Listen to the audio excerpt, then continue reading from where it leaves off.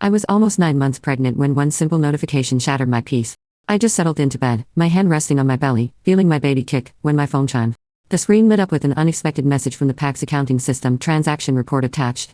Curious, I opened it expecting the usual monthly statements. But this one was different.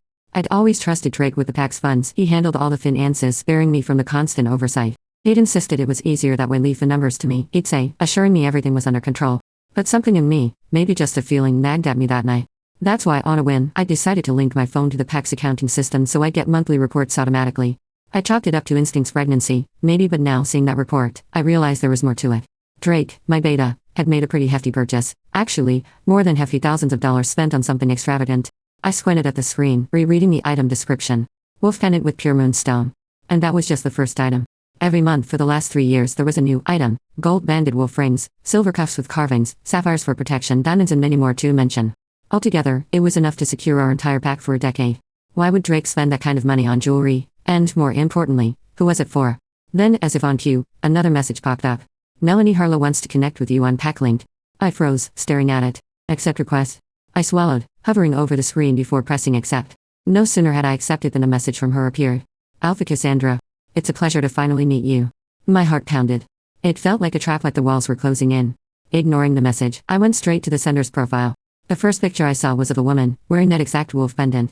She's beautiful, dark hair flowing as she posed under the full moon, the pendant glowing around her neck. Beside her, a tall figure leaned close, hand resting on her shoulder. It was unmistakably Drake.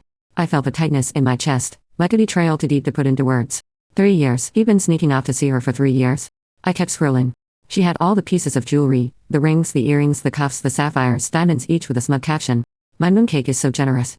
A photo of a night sky, the caption taunting, love those moonlit dates. I clenched my fists, anger swirling through me.